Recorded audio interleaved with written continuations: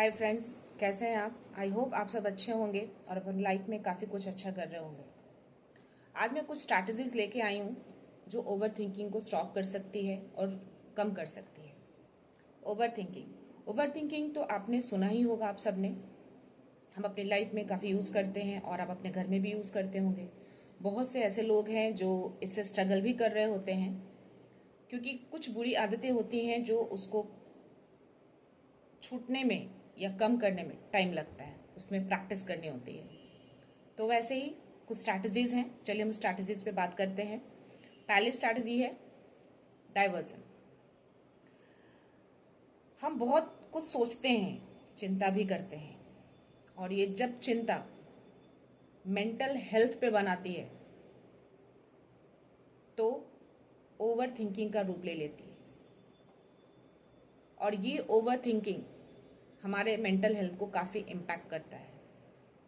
तो कोशिश करें कि जब भी आपको लगे कि आप ओवर थिंक कर रहे हो तो उस टाइम पे आप अपने माइंड को डाइवर्ट कर दें। आपकी कुछ हॉबीज़ होगी, बुक्स पढ़ना, नॉवल पढ़ना, फैमिली के साथ बातें करना स्टार्ट कर दें, दोस्तों के साथ बातें करें, घूमने चले जाएं, शॉपिंग कर लें।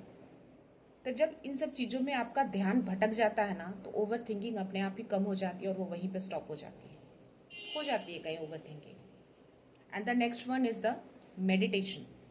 Meditation is the best way to stop overthinking. हम सोचते हैं कि हम पूरी दुनिया को कंट्रोल कर लेंगे, पर हम अपने माइंड को ही कंट्रोल नहीं कर पाते। तो जब हम अपने माइंड को कंट्रोल कर लेंगे तो हम दुनिया की किसी भी चीज़ को अचीव कर सकते हैं। चाहे तो आप योगा भी कर सकते हैं, नेचर से आप जुड़ सकते हैं, नेचर के साथ टाइम स्पेंड कर सकते हैं आप। ये सारी चीज़ें मेडिटेशन के अंदर ही आती है। तो आप मेडिटेशन के थ्रू आप अपने माइंड को कंट्रोल कर सकते हो, नेचर के साथ जुड़ के आप अपने माइंड को कंट्रोल कर सकते हो, अपने आप को पॉजिटिव बना सकते हो, अपने आप को एक हाई एनर्जी में ला सकते हो। तो आप मेडिटेशन जरूर करें, योगा जरूर करें, नेचर के साथ जरूर जुड़ें, ताकि आप ओवर थिंकिंग से बचे रहें। And the third one is the acceptance. हम अपने पास्ट को और प्रेजेंट को मोस्टली एक्सेप्ट नहीं करते। पास्ट में कुछ गलतियां करते हैं, उसको एक्सेप्ट नहीं करते, या प्रेजेंट में कुछ सर्टेन सी चीज़ें हमारे लाइफ में आ जाती हैं, कुछ चेंजेस, कुछ सडन चेंजेस, हम उसको एक्सेप्ट नहीं कर पाते। बट आप उसको एक्सेप्ट करना शुरू कर दो। It's okay to make mistake. हर लोगों से गलतियां होती हैं और उस गलतियों से ही हम लर्न करते हैं, क्योंकि लर्निंग जो है वो कभी ख़त्म नहीं होती। हम हर दिन कुछ नया सीखते हैं। तो आप पास्ट में हो या प्रेजेंट में हो, प्रेजेंट में भी कुछ नई चीज़ें आई हो या पास्ट में जो हो चुकी हों, आप जस्ट एक्सेप्ट करो और लाइफ में आगे बढ़ जाओ। And the fourth one is the stay busy.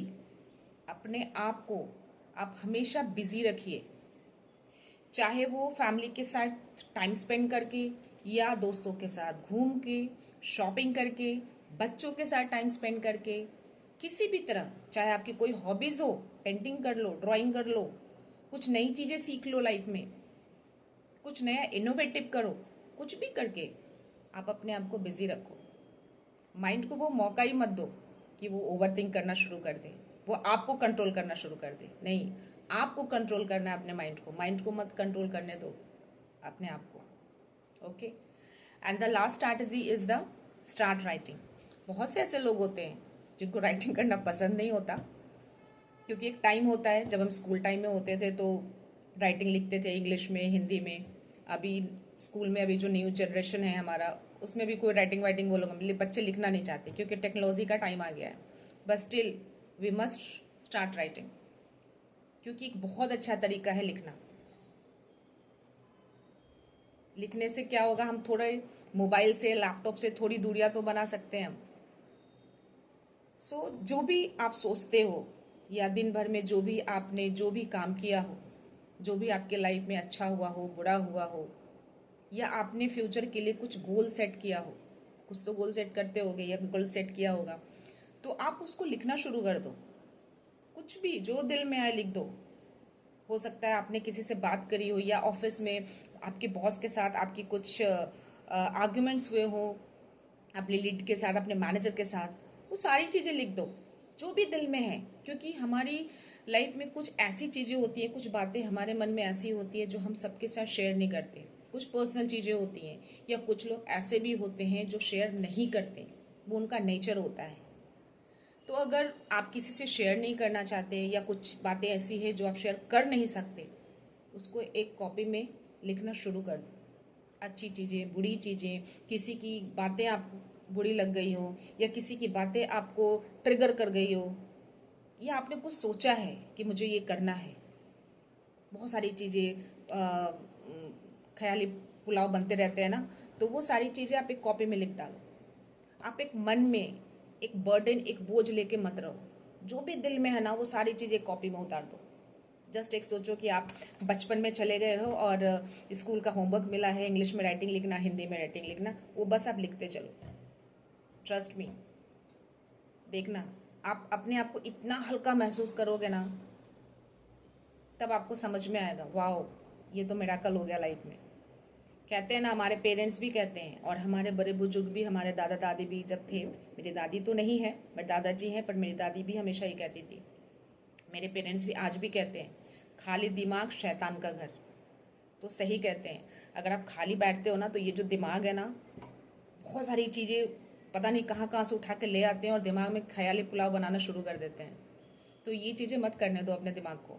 अपने दिमाग को सही जगह यूटिलाइज करो, अपने दिमाग को सही मोटो दो, अपने दिमाग को आप कंट्रोल करो, अपने दिमाग को अपने आप को कंट्रोल मत करने दो।